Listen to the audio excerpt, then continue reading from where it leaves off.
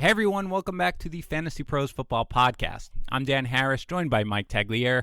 You can find us on Twitter at DanHarris80 and at Mike Tagliere NFL. Tagalicious, how you doing, man? I'm good, dude. We were talking a little bit before we started recording here, and we both had awesome weekends. We both had dates with our ladies downtown, and you went to New York, I went to Chicago. I mean, obviously we know Chicago's the better one, but we both had a good, relaxing weekend, and then we could return for NFL and witness some of the craziest stuff I think we've seen all year. So, yeah, it was a good weekend, man. Yeah, none of this Chicago versus New York. We're not going to do that right now, unless we're talking Bulls-Knicks, in which case my life was ruined as a young man growing up every year because of Jordan, but that's fine. And yes, if you don't follow me on Twitter, or if you do and you haven't seen it, you should check out what is probably the latest tweet that I've made, which is a picture of a milkshake that my wife actually forced me to order when we were in New York this week. And forced you to order? Forced, Tags. I mean, look, this physique doesn't happen by accident. All right, I can't be doing stuff like that. Yeah, and it's pretty amazing. So that was pretty much what you can look at for my weekend. But yes, today was crazy. We were just talking about it. The Dolphins are about to win as we're recording here. The Titans, who were down so many people on defense, won. Both the Bears and the Jets won. This might be the craziest day of football that's ever happened. But let us begin, as we always do, with your biggest winner of the day, Tags. Biggest winner of the day is Christian Kirk, and it's something that doesn't really surprise me. He was someone that was on like my buy low, like everything, all the vitals were good with him, and this was a matchup that he should have crushed against Tampa Bay. And obviously I didn't anticipate 3 touchdowns, but he's definitely someone who people are going to look at in a different light now, because he was like on the verge. Like, people are like, should I start him every single week? And I'm like, that the targets are good. Keep pumping him in the lineup. Something good's going to happen eventually. And, it did. So he's definitely the biggest winner for me, because people are going to actually want to start him moving forward.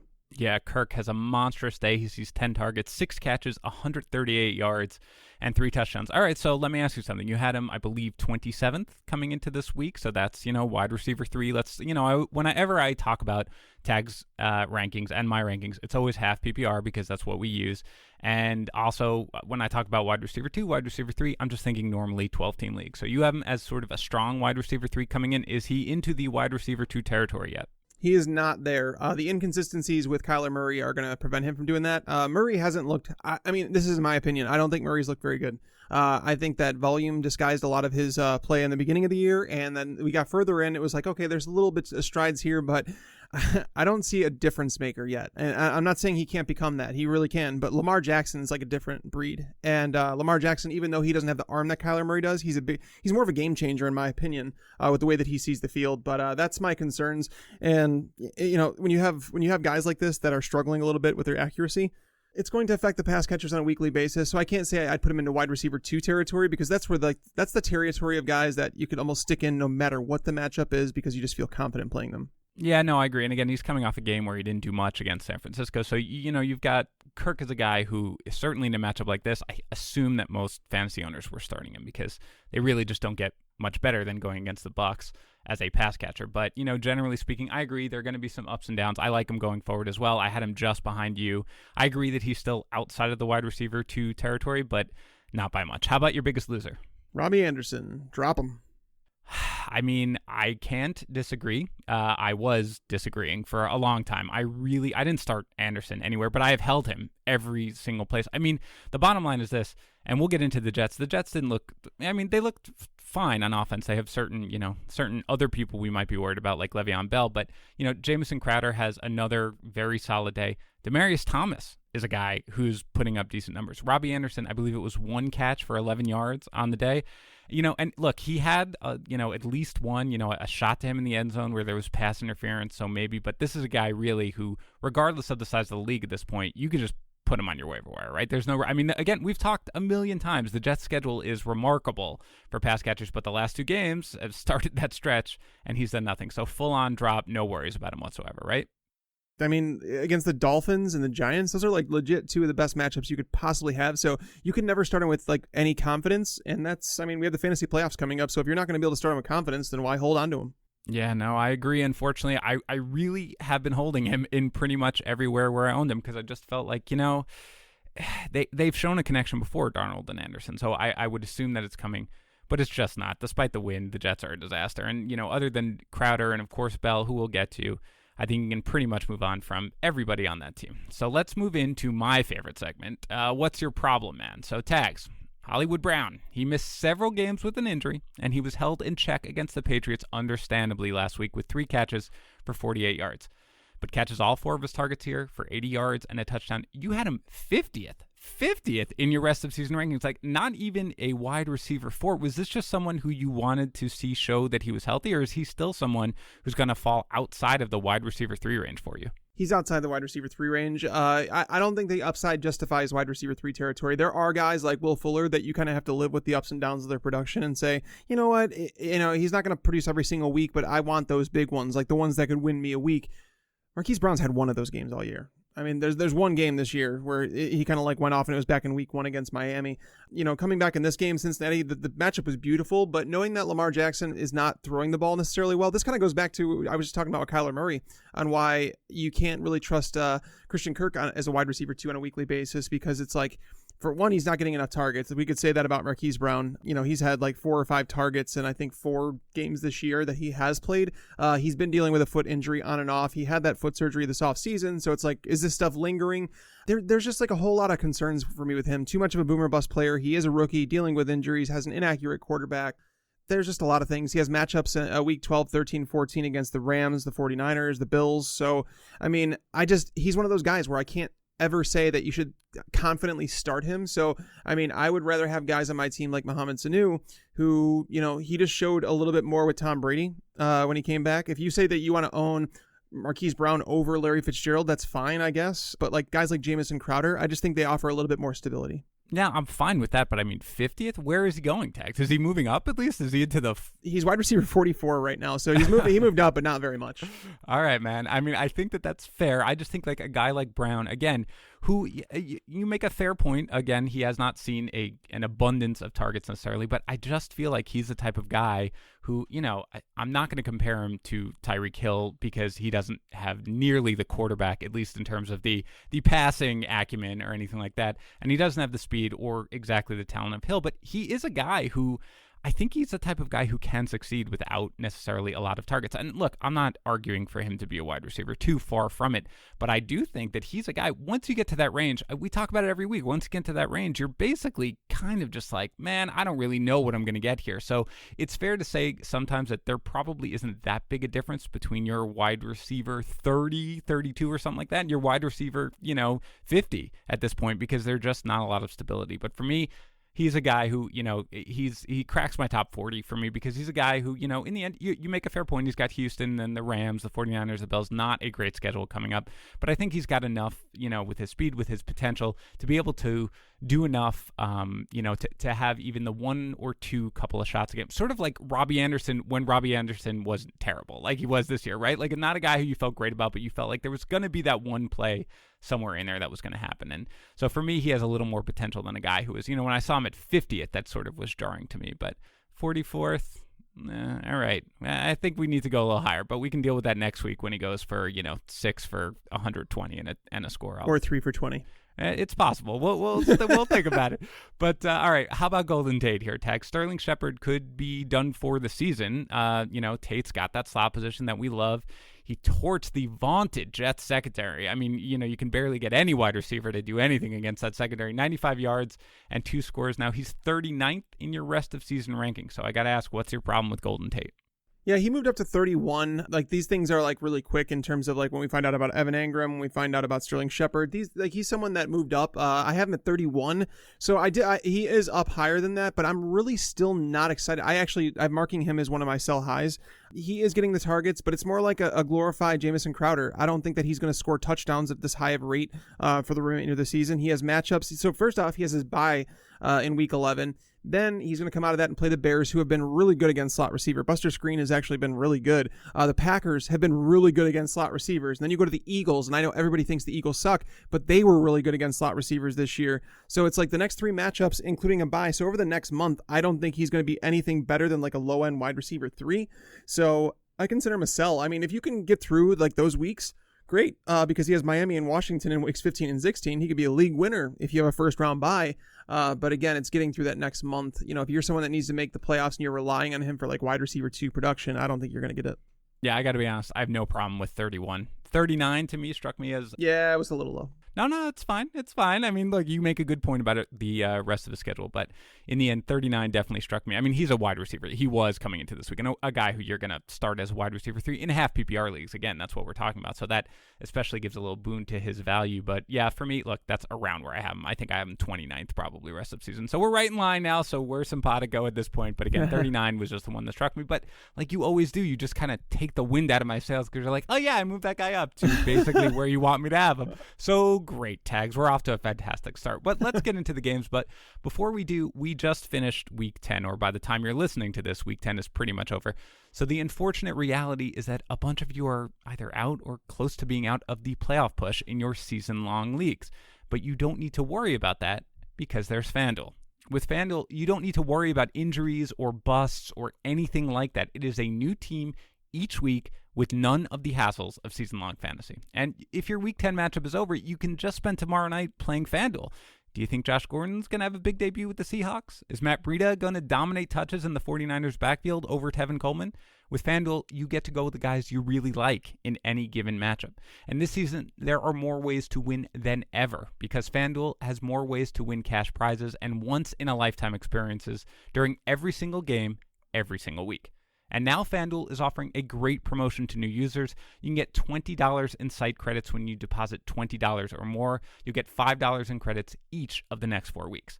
To get this great offer, just go to FanDuel.com/FantasyPros or download the FanDuel app.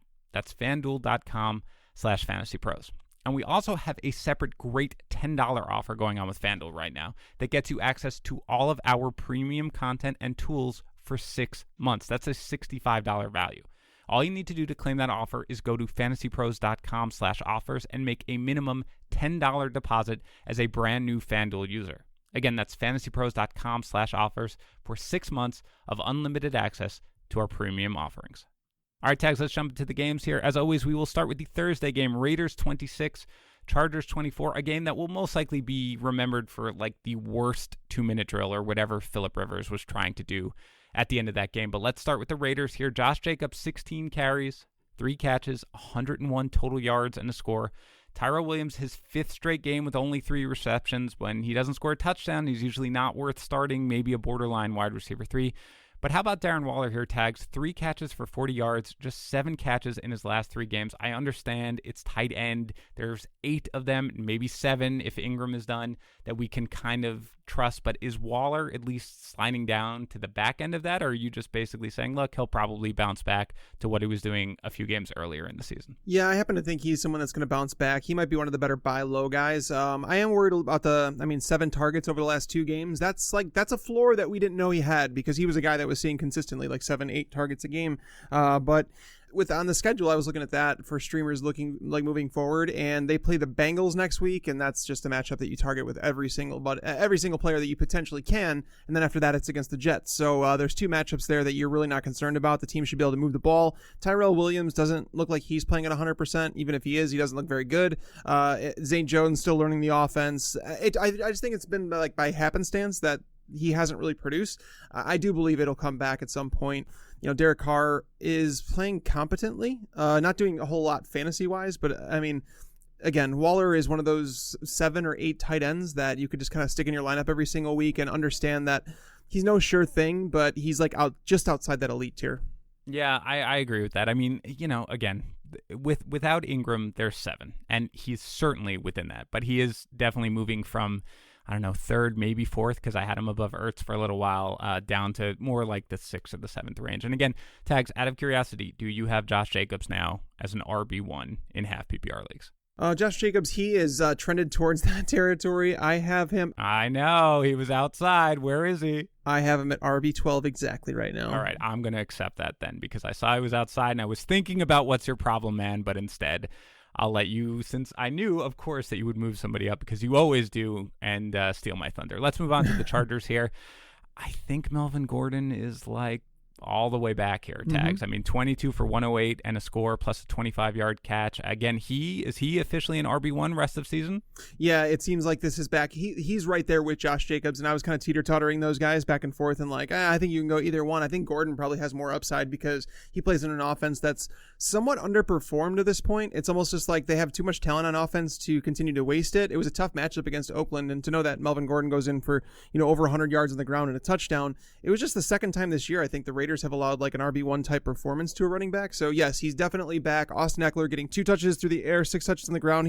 It seems like this backfield, when they did the offensive coordinator change, they wanted it to go back to the way it was last year. It was something that worked. They didn't rely on Rivers a whole lot. I mean, he threw 3 interceptions in this game, which that was probably that's what cost him the game. Let's be honest about it. I think this was the worst game I've ever seen Phillip Rivers play, ever. There was a game earlier in the year he looked terrible, where he started checking down every single play. That's the game that Eckler had like 15 targets. Like, he looked terrible that game too. So maybe Rivers is getting towards the end of his career. I think we just assume that because Tom Brady and Drew Brees are playing this way into their 40s, that quarterbacks, so all of a sudden they're just able to play later in their career. But maybe it's not that way.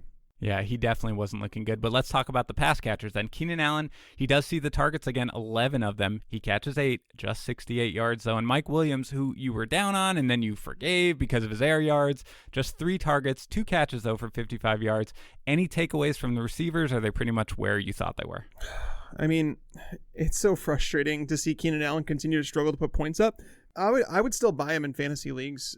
He's a guy that's produced for far too long to just like, wait, I guess he's just bad now. No, he's not just bad now. He went through a slump, and Phillip Rivers has gone through a slump. Can they bounce back out of it? Follow the targets for Keenan Allen. He's getting those targets, and it's like you look at the guys around him in the rankings, like Kenny Golladay, Allen Robinson, Stephon Diggs. They have scabs too. Let's not pretend that those guys are untouchable and that they're going to produce every week. We also can't forget that Keenan Allen was the number 1 fantasy wide receiver after 3 weeks. So I would buy Keenan Allen. I would actually reach out to the owner and see what it would take to acquire him, because you're probably going to get him at wide receiver 2, wide receiver 3 prices, and a guy that, it's almost his basement price. That he's not going to get any worse than he's been. And don't forget, Tags, I mean, the biggest thing, he was battling a hamstring injury, right? I mean, that's you could really, not for this game, but before that, which is why you can kind of perhaps write off some of his production. He certainly looked healthy enough here. Really, it was about the targets, because he had a couple of games there where he just wasn't seeing them. As long as he is getting this amount of targets, which again, I think they kind of want to revert to what they did last year, as you said, with the change in offensive coordinator, pound Gordon, pepper Allen with targets. He's going to be fine, I think. I mean, it's frustrating if you own Allen, and I'm not saying he's probably not where he was, even if you want to buy low at, you can't expect what we saw last year necessarily. But certainly as a bounce back, yeah, I buy it completely coming in. And I thought he looked good in this game overall. It was just a little disappointing with the fact that, you get so many targets, 8 catches, just 68 yards. Again, perhaps Phillip Rivers' worst game this season in a long time, who knows? But in the end, not the best game, but I do agree with buying low on Keenan Allen. Let's move to today. Ravens 49, Bengals 13. No letdown here at all for the Ravens. Just a dominant performance all around, including 2 defensive scores. Lamar Jackson, just silly numbers. Only 17 pass attempts, but he completes 15 of them for 223 yards. He adds a mere 65 yards rushing, plus a touchdown, 3 passing touchdowns. He's a good quarterback. Meanwhile, Mark Ingram rushes for a touchdown, just 34 yards on only 9 attempts. I mean, the game was pretty much in hand the entire time. Mark Andrews, 8 targets, 6 catches, 53 yards, and 2 touchdowns. We already talked about Hollywood Brown. Any takeaways here from the Ravens, or just beating up on a clearly inferior team? Clearly inferior team with starting a rookie quarterback. So, I mean, Ryan Finley, by the way, I feel bad for that guy. I mean, not to say that he's going to be an NFL quarterback at any point, but he was thrown into a situation where I don't think many would succeed. If you were to put Aaron Rodgers in the situation that he was put into today, I don't know if he would have done very well against this Ravens defense. So Ryan Finley, it's almost like the Bengals are saying, we're going to put in Ryan Finley against our divisional opponent, the Ravens, without A.J. Green, without John Ross, and without our starting left tackle. And we're going to do this in order to show people that we need to draft a quarterback next year or something like that. Like, it's almost like setting this kid up for failure. I don't know. It's really weird how they handled the entire situation. But I don't want to take too much away from the Ravens side of things, because it's a matchup where everybody stomps. It's good to see Lamar Jackson have the numbers he does, and he has absolutely crushed in numbers, like in matchups that he was supposed to like dominate against bad defenses. He's been there, and he's obviously produced against good defenses as well, but he absolutely crushes, including, through the air this week, a perfect 158.3 quarterback rating. So, I mean, he's the number 1 fantasy quarterback. I think I would probably take him over Mahomes for the remainder of the season, just knowing what I know about Mahomes' schedule. Yeah, I think I'd still take Mahomes, but I don't know. Every week when I do the trade chart and I try to figure out what I'm going to do with Jackson, and every week I feel like maybe 1 week I had him as 1, but almost every week I have him as 2. I don't know why. There's always just like something where I'm like, maybe, but the guy is just preposterous. Again, a great matchup, but still, he, not everybody completely succeeds in a great matchup, and he did it with ease. Now, on the Bengals side, you talked about Finley already, who, again, all things considered, I realized he threw a pick 6 and he had a bunch of trouble. I didn't think, when I was watching the game, any time that I flipped onto it, it didn't look like he was that terrible overall. I mean, Tyler Boyd gets 8 targets, 6 catches, and 62 yards. But let's talk about Joe Mixon here. I mean, this is really interesting, Tex. A really tough matchup for him. A negative game script. I mean, the game was over pretty much right out of the gate. The Ravens just blew him away. 30 carries, though, 114 yards, plus 2 catches for 37 yards. Did they figure something out in the bye week? Is this can we expect this going forward or what? I don't know. It might have been sympathy on the Ravens' part. Like when they get there's those games that kind of just are outliers, and you're like, what happened here? And it's like, oh, they were blowing out the team. They didn't really, it's almost like those days. And I love it when people say that there's no such thing as like bring in your A game, and that every player comes to the game and they're all prepared and there is no clutch gene and all those things.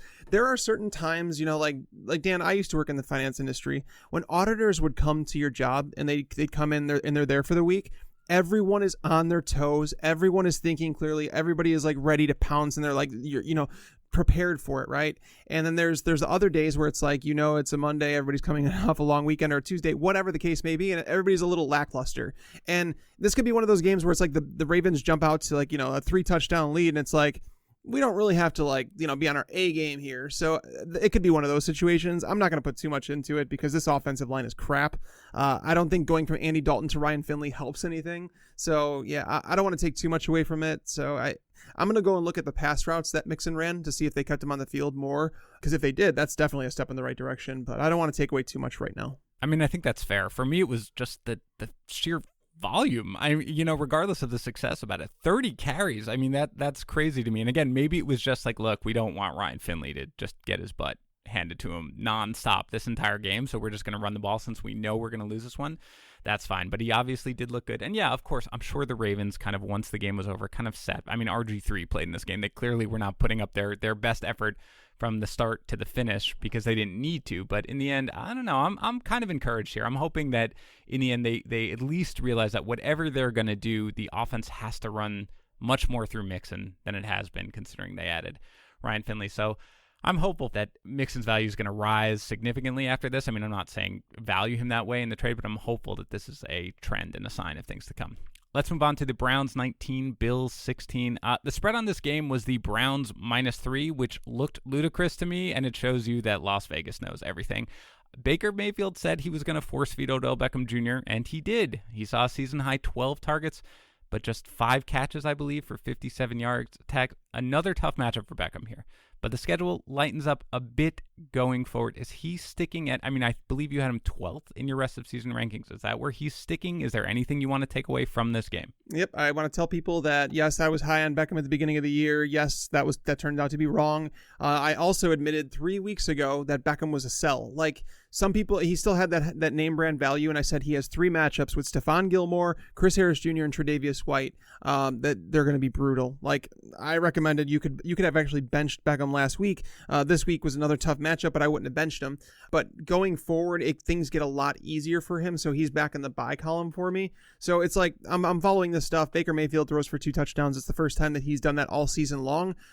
It's really tough to take away a lot of good things about the Browns as a team. But again, it can only help to have, more time in that system because he didn't play in the preseason games at all. This isn't all on Beckham though. It's a lot of it can be on Mayfield as well.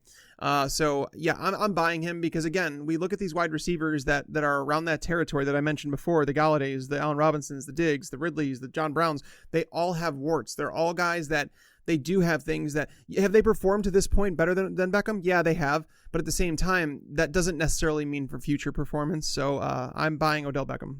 Yeah, and again, their schedule, home against Pittsburgh, home against Miami, at Pittsburgh, Cincinnati, Arizona. It's not the worst schedule for a wide receiver one or anything like that. Meanwhile, Jarvis Landry has the big game, 10 targets, 9 catches, 97 yards on the score. But let's talk about the running backs here. Nick Chubb, 20 carries for 116 yards and 2 catches on 4 targets. Meanwhile, Kareem Hunt, 4 carries for 30 yards, but he sees 9 targets, 7 catches, 44 yards.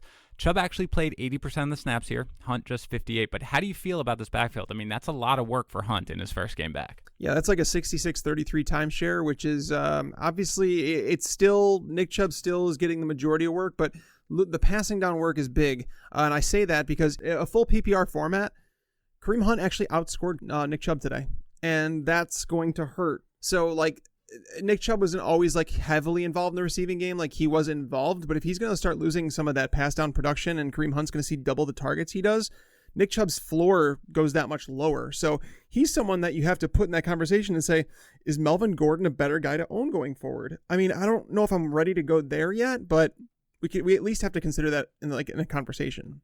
I think there are 2 things kind of to point out. One is Chubb had already begun to lose sort of some passing down work, right, to Hilliard even before Kareem Hunt came. So I was already getting a little nervous about him. But the big thing here is this is not a game where the Browns are playing in like a hugely negative game script. They were behind for, some of the game, and particularly at the end, Hunt got a few catches. But 7 catches. And in a game where they're just not like, all right, well, we've got to go to the air. We've got to put our passing guy in. That's a little scary for me, given where we were. So it is something that I am going to be mindful of. I've been slowly moving Chubb down my rankings. And again, I was not big on the Kareem Hunt's going to do anything. Chubb has provided his fantasy owners with great value so far. So there's no complaining about it whatsoever. But in the end, I was not somebody who was particularly concerned about when Hunt came back. It was down the road. He got injured, in the preseason. So I really didn't think that he was just going to step in and take on this significant role. But this is a little bit more than I'm comfortable with. So I agree with you. I am getting a little worried about Chubb. I'm not sure Gordon goes ahead of him, but that's going to be right around the same range at this point, given where things are heading in Los Angeles.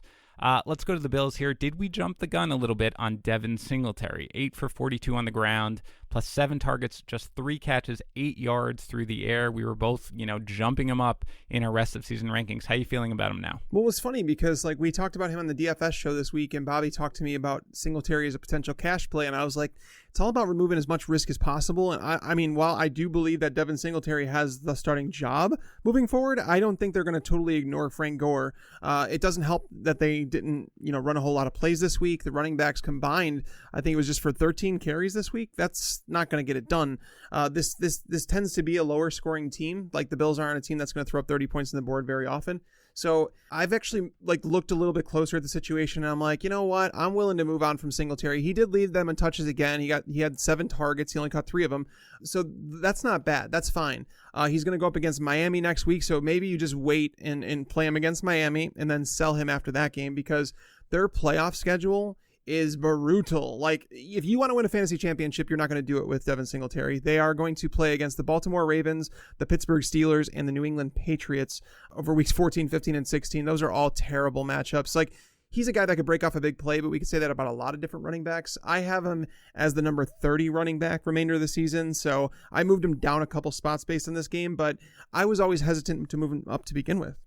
Yeah, this is really disappointing, man. I mean, just the lack of rushing attempts. That I don't really, Josh Allen was not good in this game. I mean, he was inaccurate, as he often is. He does score the 2 touchdowns here, but yeah, this is a game I completely agree. I kind of did. I got excited. I think I had him a couple spots higher than you did rest of season coming into this week, but I agree. I'm dropping him. This game really kind of...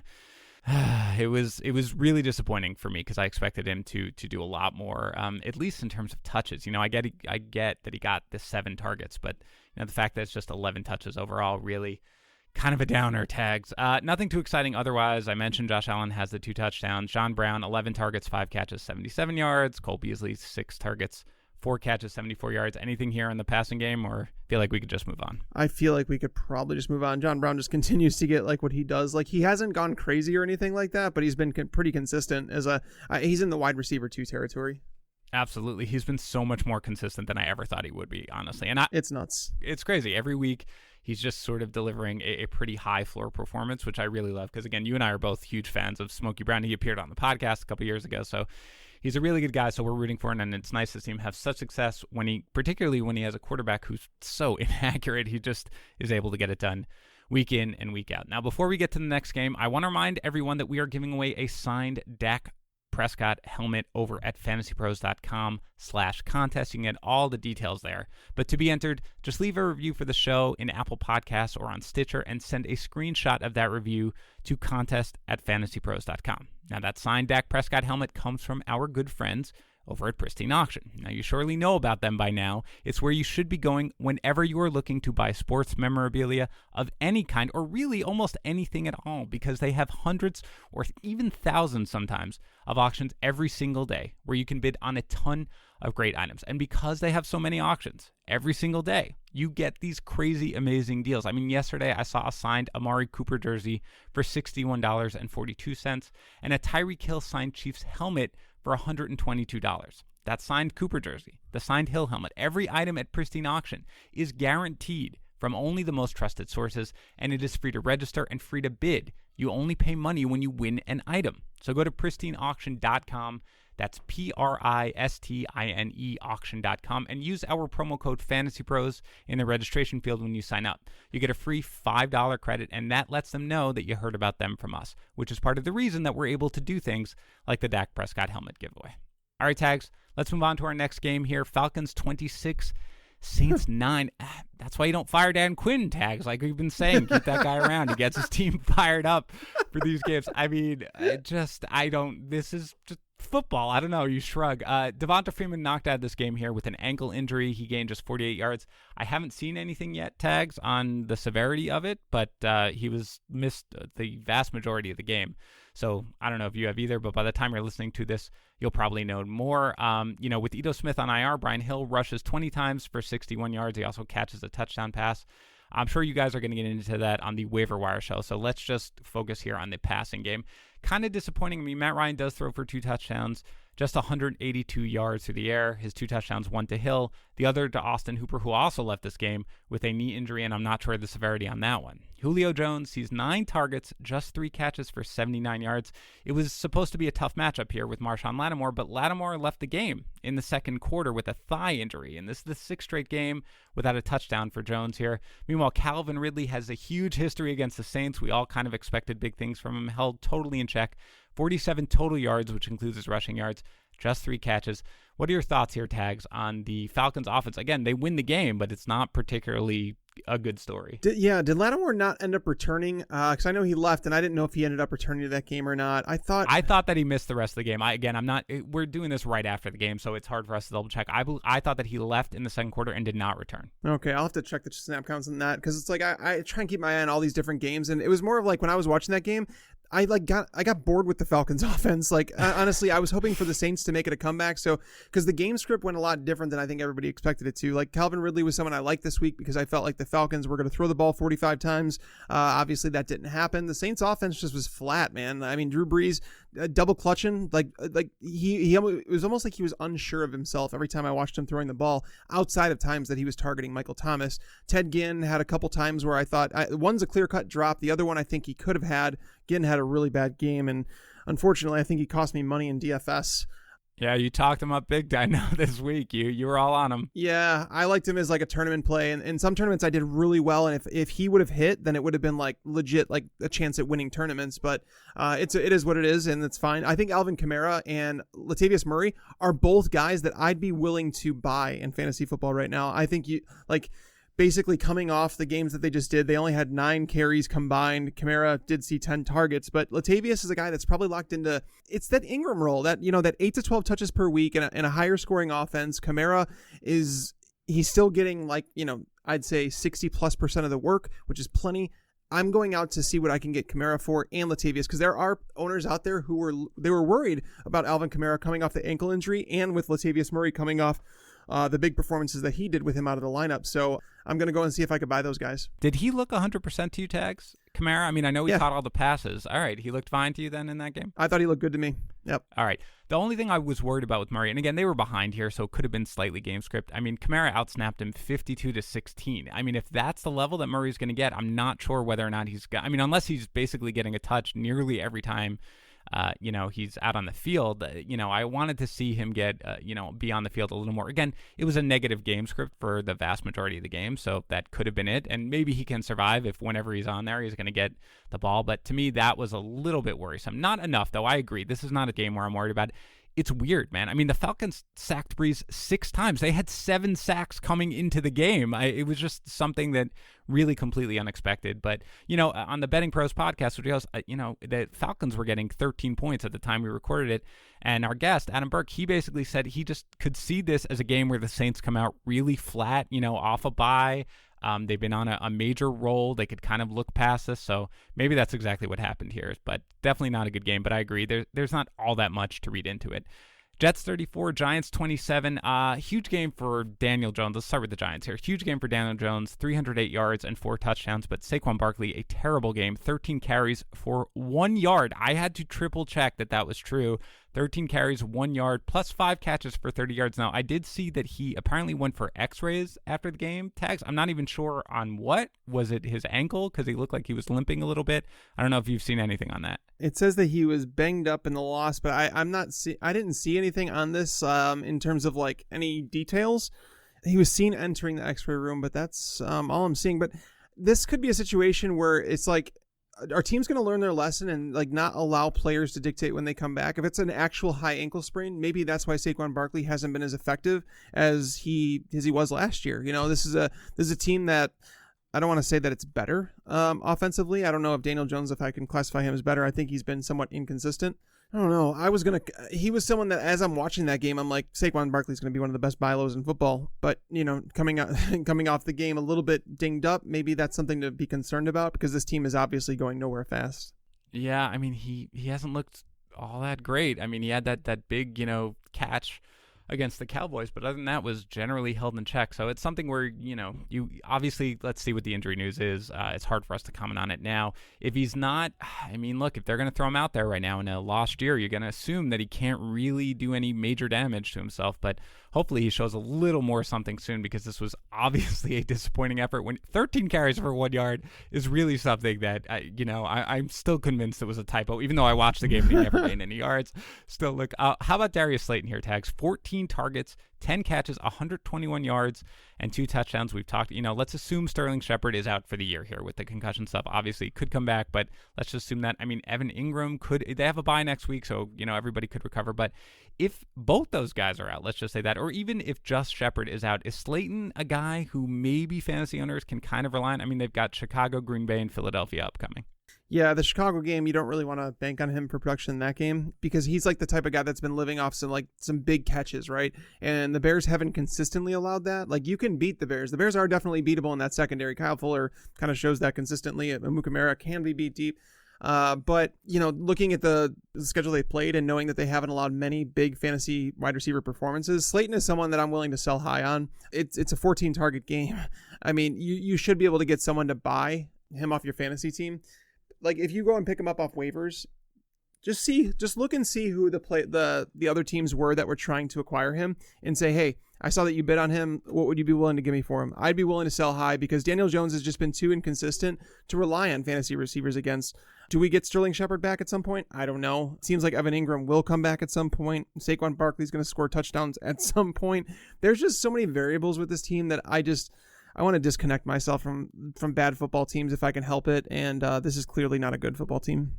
Yeah, I mean, other than Golden Tate, who Tags and I both obviously love, as we talked about early on, this is not really, Slayton is a guy. It's a good game, but, they were behind for a lot of it, at least early on, where he got a lot of his targets and stuff like that. It's not a guy who I'm particularly excited about. And again, he's had these games where he's had an opportunity and he hasn't really delivered. So for me, yeah, certainly if you can sell high, I'm more than happy to do it. On the other side of the ball, Sam Darnold throws for a touchdown, runs for another, but let's talk about Le'Veon Bell here. He was questionable coming in with the knee injury. He does score, but just 18 carries for 34 yards on the ground, 4 catches for 34 yards. Look, I know yards per carry is not always a useful stat here, but he's been held below 4 yards per carry in every single game this season except one. You like the touches. It's 22 touches. That's good. You'll take that. But is Bell still an RB1 for you in half PPR leagues, given that he still has this incredibly soft schedule that remains? No, I mean, I moved him just outside RB1 territory. I have him as RB14. So yeah, I'm not I'm slowly like moving him down. It's like when you don't have scoring opportunities, this is the reason that I wasn't going to draft Le'Veon Bell. I talked about the fact that the Steelers were giving him plenty of room before contact. He was able to be a patient running back. The Jets don't. I mean, they're a team that basically last year their running backs had 1 yard before contact that they were averaging, and you're seeing the effects of that with Le'Veon Bell. He can't be a patient running back behind a bad offensive line. He'll get hammered in the backfield. Sam Darnold's been punished because of the bad offensive line play. It's just, this team's a mess. And this goes back to an article I write in the offseason, Dan. I don't know if you had a chance to see it. I've done it the last couple of years, and it's like, what does team scoring mean to fantasy football? And the top 16 wide receivers last year were tied to top 12 scoring offenses or something like that, or top 15 scoring offenses over the last like 10 years. Or 7 years, running backs to finish as a top 6 running back, 75% of them come from top 6 scoring offenses. So it's like, I did trying to find the correlation between, it seems obvious, but when people draft David Johnson, when they draft Le'Veon Bell, it makes me wonder, maybe they don't see it as common sense. Maybe they think it just means, just because you're a talented individual means that you're going to produce. Le'Veon Bell's one of the most talented running backs in the league, but he's in one of the worst situations on one of the worst teams.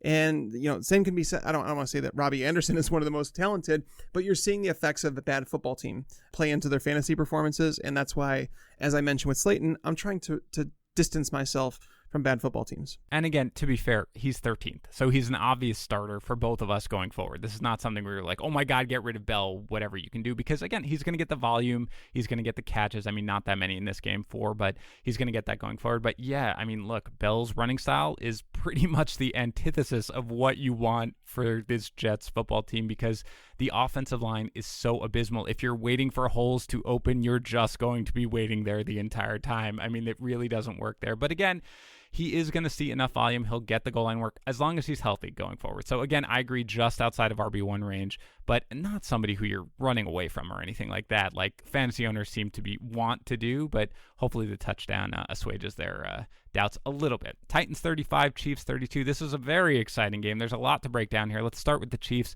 LaShawn McCoy, a healthy scratch here, still, I guess, in the doghouse after his fumbles a couple of games ago. Damien Williams leads the way, 19 carries for 77 yards on the ground, plus 5 catches for 32 through the air.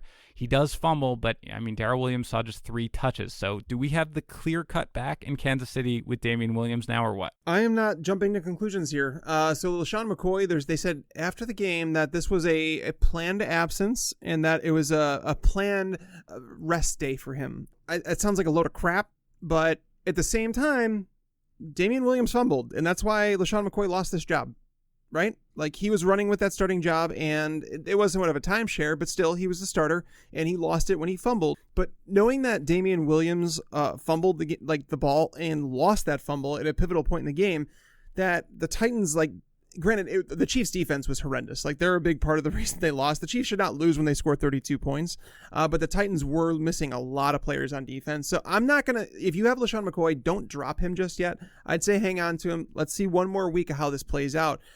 Damian Williams, obviously you're not dropping him, but I'm not going to treat this as like a locked-in workhorse scenario moving forward, because I don't think it is.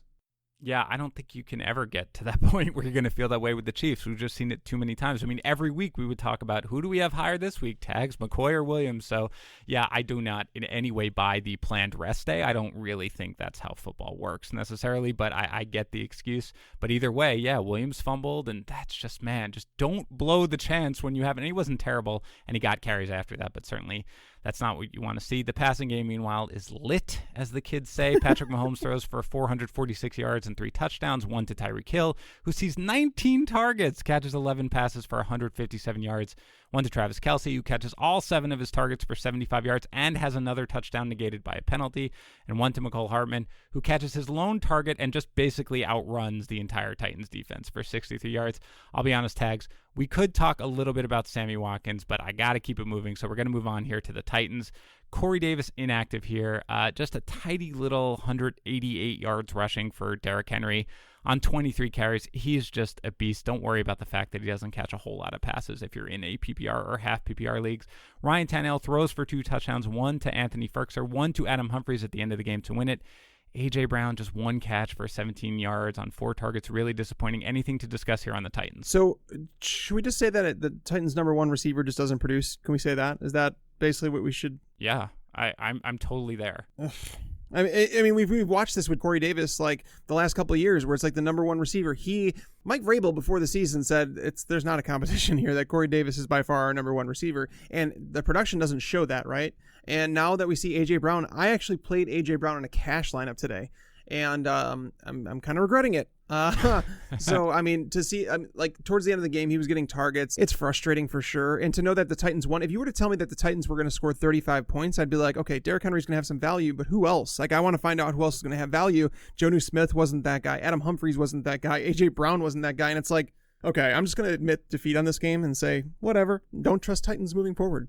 Yes, that is the correct take, Tags. I mean, we've not argued, but talked about Corey Davis quite a lot. I have just never been on. I get that Tannehill is an upgrade for the passing game. I completely agree with that, but there's just no way I'm trusting any Titans wide receiver going forward. I haven't all year, and I agree. I ranked Brown, decently this week, but probably won't again, at least for the foreseeable future. Let's move on to Bucks 30, Cardinals 27. I'm really annoyed that OJ Howard put a crimp in my what's your problem segment.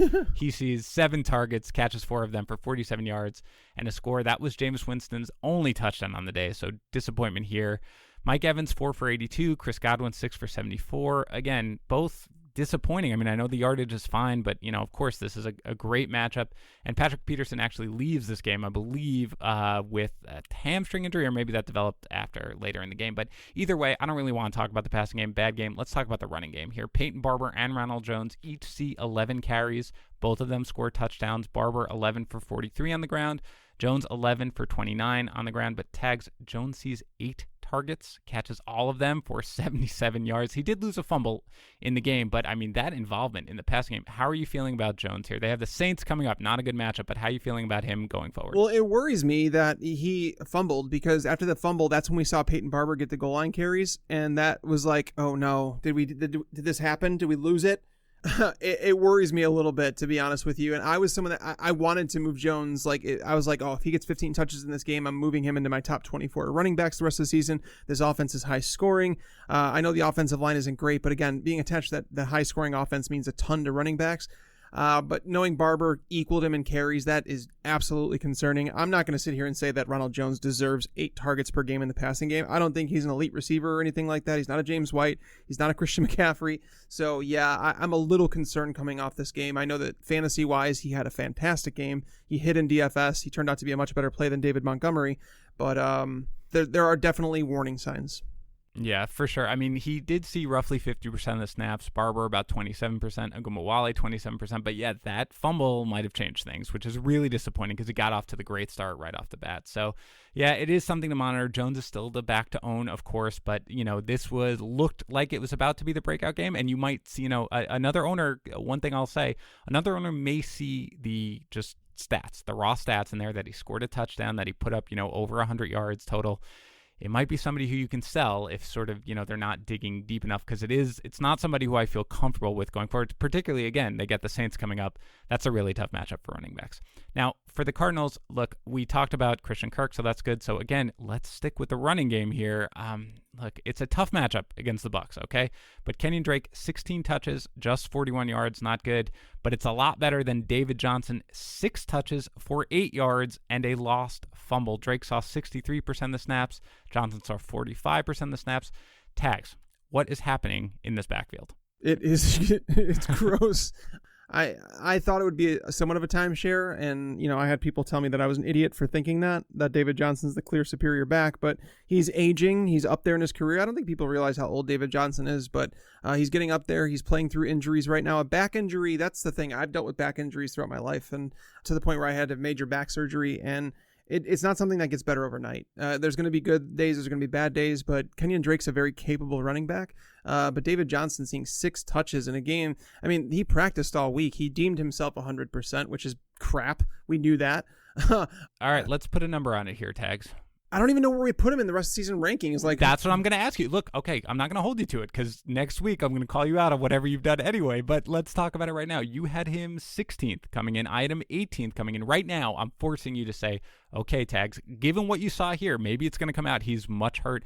If somebody's offering you a trade for David Johnson or you're looking, what's the caliber of player that you'd be willing to do? I mean, he's 16th. Where is he going as of right now? You can move it, but right now, where is he going?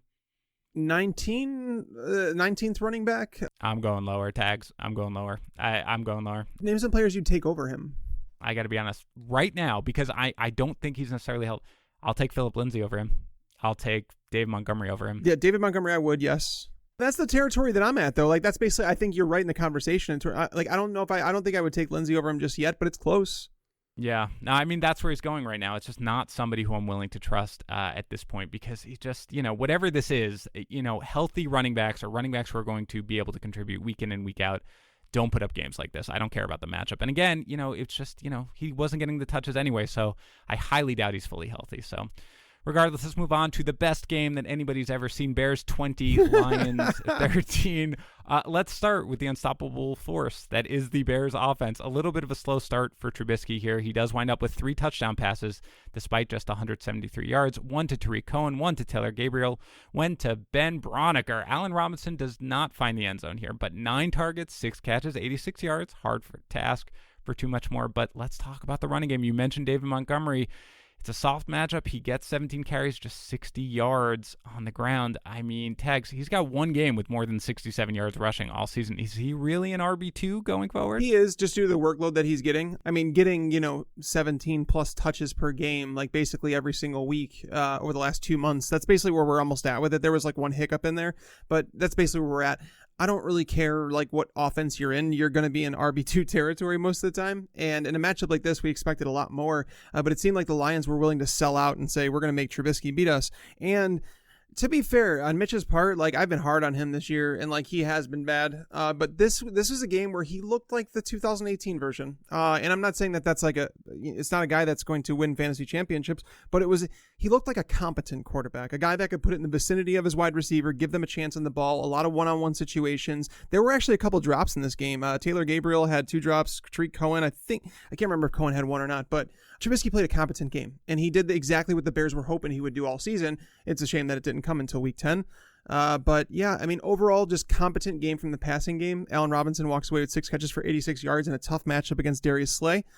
So David Montgomery owners are going to walk away mad from this game, but I think it's if you're not a David Montgomery owner, this is an opportunity for you to buy him because again, he is getting those touches, and if Trubisky starts playing a little bit more competently, they're going to have more scoring opportunities with this offense. So that's only good things for David Montgomery because he's the clear-cut goal line back. Mike Davis is no longer on the roster. Tariq Cohen is, well, he's just not very good at carrying the ball. No, but he did catch, the pass, I believe, from the 10-yard line. That was a nice play as well. And I agree, they got off to a slow start, but it looked like, I don't know, something clicked with Trubisky. I don't necessarily think it's going to be that way going forward, of course. I said I want to see at least 2 games in a row before I start making any conclusions.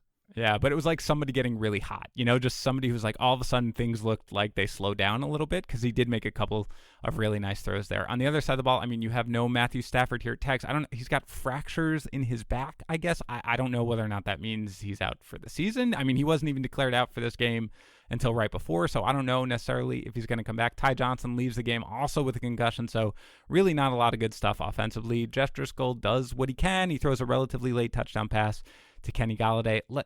Let's assume for now that Matthew Stafford's going to be out for the rest of the season. Okay, I don't think that that's the case, but let's just assume that he is.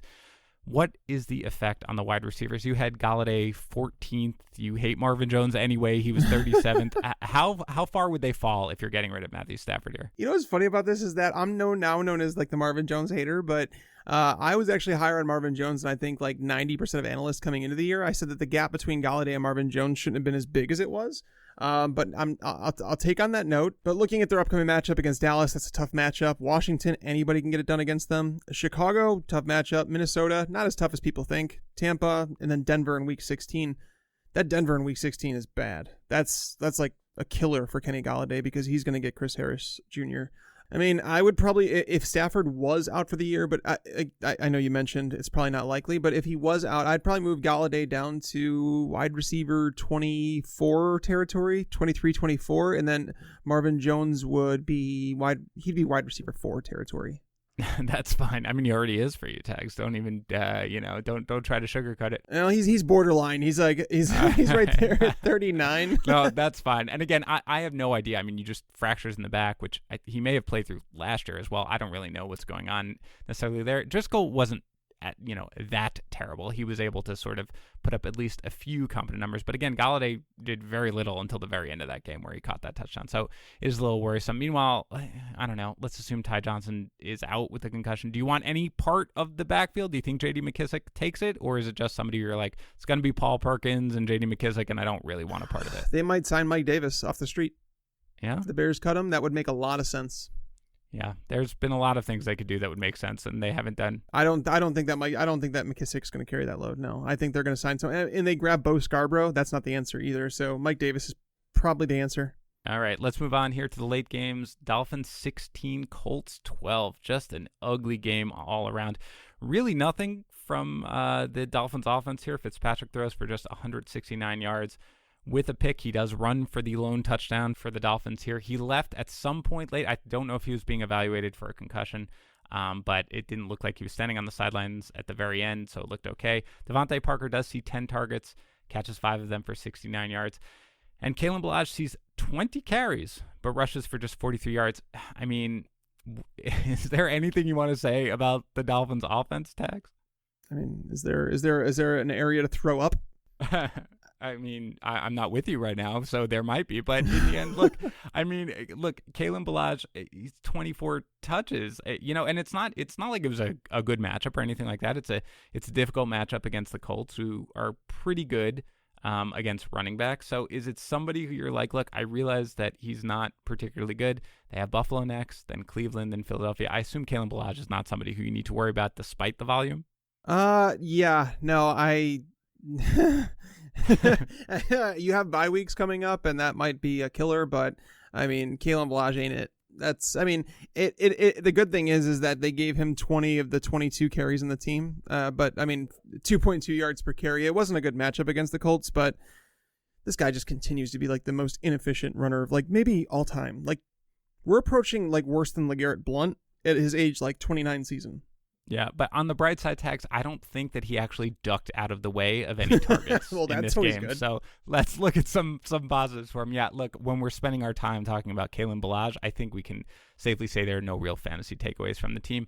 On the other side of the ball, look, Jacoby Brissett was questionable coming in. I never thought he was going to play. I thought it would have been crazy, but I'm sure they thought that they were going to be able to win the game, which they don't. Brian Hoyer, absolutely dreadful. 204 yards. He does throw the 1 touchdown pass to Jack Doyle, but 3 interceptions. Eric Ebron sees 12 targets, catches 5 of them, leads the team with just 56 yards receiving. It was just a terrible game. Meanwhile, Marlon Mack, kind of disappointing, 19 carries for 74 yards. I mean, look, I don't know if Brissett is necessarily going to be back because there was a report earlier today that it's certainly far, despite the fact that he was quote-unquote close for this game, it certainly sounded like it's not a sure thing that he's going to be back next week against Jacksonville. I mean, I don't know. What are your takeaways here from this pretty dreadful game? It was dreadful, and it was a game I unfortunately watched too much of. But this entire week, it screams the Patriots are going to be the champions again. Think about it. Like the Colts, they lose to the Dolphins. The Dolphins have now won 2 games in a row. Like, what the hell are you doing, Dolphins? Like, guys, you guys are supposed to be tanking. Did you guys forget? Apparently, someone didn't get the memo that they were supposed to lose every game the rest of the season because they're losing grips on that number 1 pick. But then going on, the Colts, obviously a team that is expected to be a contender. Nope. The Saints lose to the Falcons. The Chiefs lose to the Titans. It's like, what is going on in the NFL? I mean, it's part of the reason we love the game as much as we do. But yeah, I mean, Marlon Mack is the biggest disappointment here. He was someone that I really, and I would still suggest trying to sell him in fantasy football because he's not a guy that's involved too heavily in the passing game. He's been honestly like bad this year. He has not been someone that you want to rely on a week in, week out basis. And if you look at his schedule, he plays Tampa Bay and New Orleans in weeks 14 and 15.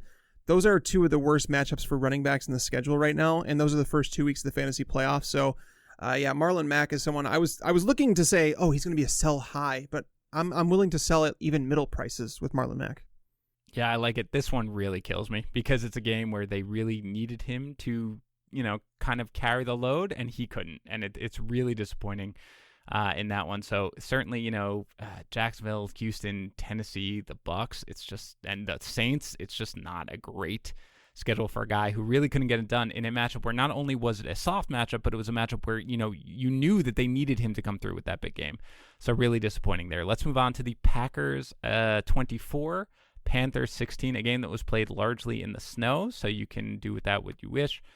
Rodgers throws for just 233 yards, no touchdowns, but again, it's because Aaron Jones, 13 carries for 93 yards and 3 touchdowns. A little odd here. Again, I heard you mention, Jamal Williams, because I teased you about him, I know, last week. He also sees the 13 carries. So they had the same amount of carries, 63 yards. But again, Jones gets all 3 of the touchdowns. Meanwhile, look, I tried to watch the game. We were recording as this was ending. But to me, when I saw it, everything I saw about Davante Adams made him look like he was nearly 100%. I didn't feel that way last week, but he basically looked like his own self. There was no James Bradbury in this game, so, not the toughest matchup necessarily there. But again, 10 targets, 7 catches, 118 yards.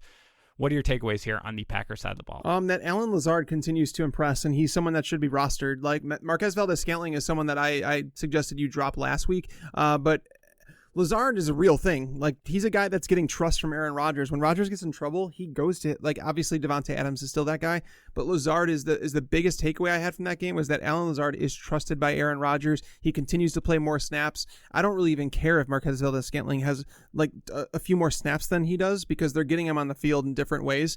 That's my biggest takeaway here. Aaron Jones, not shocking. Honestly, it's really not, because people ask me every single week, should I trade Aaron Jones for this? I'm like, I can't say yes because, like, I know it's like it seems unsustainable, but he's playing alongside Aaron Rodgers, and that has tons of benefits. So I'm hesitant to give away Aaron Jones. I have him ranked as my number 6 running back for the rest of the season. Yeah, no, I mean, there's no getting rid of Aaron Jones. You shouldn't at this point. I mean, I get that Jamal Williams is cutting into, his touches, and that's fair. And, I teased you, Tags, about having Jamal Williams a little too low in your rankings. Again, he got more touches in this game than he usually does. He's usually around the 7 to 10 range. This one, he got, the 13 carries, he got a target.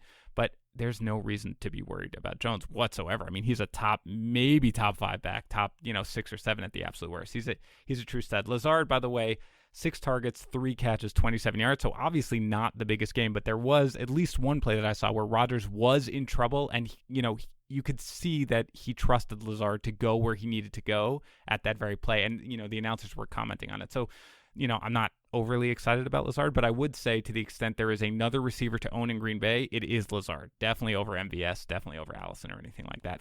On the other side of the ball, Kyle Allen, he throws for 307 yards. He does throw the 1 touchdown pass to Curtis Samuel, but he throws a pick, not, the most impressive game. Meanwhile, Christian McCaffrey, 20 carries for 108 yards and a touchdown. He also catches 6 passes for 33 yards. DJ Moore continues just to be uber reliable here. 11 targets, catches 9 of them for 120 yards. And Greg Olsen bounces back here with the game. He doesn't have too many of these games, but when he does, they're pretty impressive. Sees 10 targets, catches 8 of them for 98 yards. Thoughts here on the Panthers? DJ Moore is going to be a superstar, and some people might say that he already is, but I think there's room for growth with him, like in terms of like if he gets better quarterback play, because Kyle Allen, he's been competent, I'll give him that, but I don't think that Kyle Allen's the long-term solution for this team. I think they're going to end up, I don't know if Will Grier is either. I mean, there's so many things left to be determined with this team. Is Kyle Allen the guy? Is Cam Newton going to get released? Is he going to get traded? I don't know what they're doing with him. They drafted Will Grier in the 3rd round, so there's a lot of question marks with this team, but DJ Moore is a superstar. He's had at least 8 targets now in 5 straight games, so he's like a lock and load wide receiver 2 every single week. Curtis Samuel's still getting plenty of opportunity. I know he scored a touchdown here, but he might actually be considered a buy low in fantasy football, like because I don't know if his production matches all the opportunity that he's getting just quite yet. And that Christian McCaffrey is just, he's a superstar. I really wish DJ Moore could find the end zone, man. He is so incredibly good. He really is.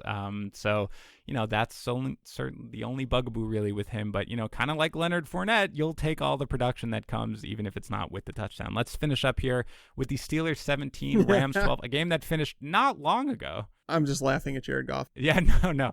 Steelers 17, Rams 12. I mean, mostly a defensive effort here from the Steelers. Mason Rudolph throws for 242 yards, and he does throw the touchdown to James Washington, who catches 6 passes for 90 yards. But JuJu Smith-Schuster, only 3 catches on 6 targets for 44 yards. The running game does very little. Jalen Samuels leads with 14 carries for just 29 yards, and he certainly does not see quite the amount of targets that he saw last week. 8 targets, just 3 catches for 11 yards.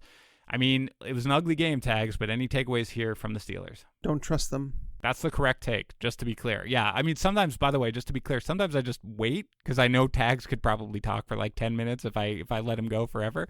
That is the absolute correct take. I mean, out of curiosity, where do you have Smith-Schuster ranked for rest of season? He's someone I continue to move down, and I'm like, I want to move him further, but I feel like I'm going to get that message, like when you submit rankings and it tells you. Are you sure? Is that really where you want to do? I mean, I've moved him down. I have him at wide receiver 29, and I feel like I'm not low enough.